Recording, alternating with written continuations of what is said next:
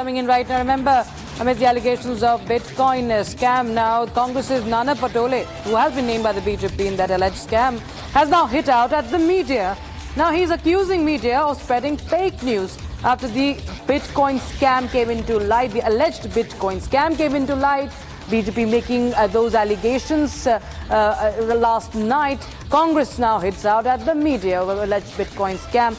He in fact also goes on to say that, in fact, he has written this on social media platform X, that on the day of polling, the mischief.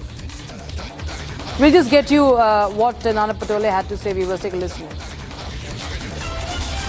हमेशा आपके ऊपर आरोप प्रत्यारोप लगते रहते हैं। इस बार सुप्रिया सुले, नाना पटोले का नाम जो है बिटकॉइन स्कैम से जोड़ दिया गया।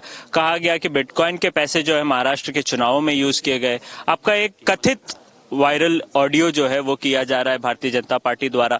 कैसे देखते हैं आप इसे, क्या कुछ कहेंगे उसको लेकर के? देखो, ये जुमला पार्टी है बीजेपी, और अब तो स्पष्ट हो चुका है।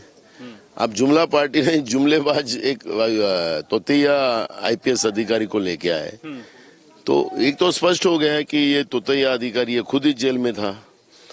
तो इस तरह की निचले लेवल पे ओछी राजनीति बीजेपी जो कर रही है, इसका तो हमें फायदा ही होगा ना। और हमने कोई पाप किया ही नहीं। मैं तो किसान आदमी, तुम हमारे गांव में हो, मैं कैसे रहता हूँ, क्या रहता हूँ, आपने देखा ही है। तो मेरा इशू है कि मैं वो लेवल पे इन लोगों ने लेके गया, बिटकॉइन के लेवल पे। मेरे को खुशी तो है एक बात की कि मैं उस लेवल पे आ गया, सुप्रिया सोले, शरद पवार जी के लेवल पे आ गया, तो मेरे को खुशी है फाइनेंशियल।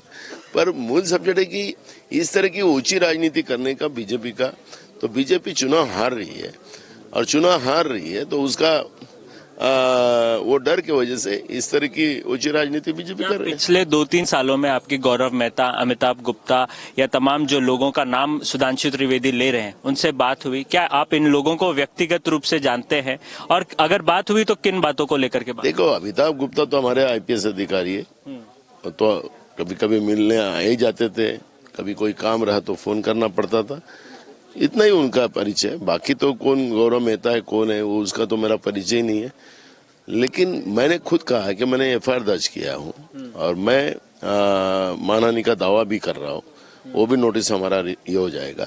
तो इशू ऐसा है कि ये तो इनको सबक तो हम देंगे, सरकार तो हमारी आ रही है महाराष्ट्र में, तो ऐसे लोगों का इलाज कैसा करना हमें पता है। क्या राजनीतिक दुश्मन है आपका कोई भारतीय जनता पार्टी में जो आपसे बदला ले रहा है, या इस प्रकार से बदला? इसमें बदला लेने नाम ले सकते हैं क्या? मैं किसी का नाम नहीं लूंगा ना। जब आएगा ना सामने, इंक्वायरी में जब सामने आएगा, तो इसका इलाज कैसे करना हमें पता है।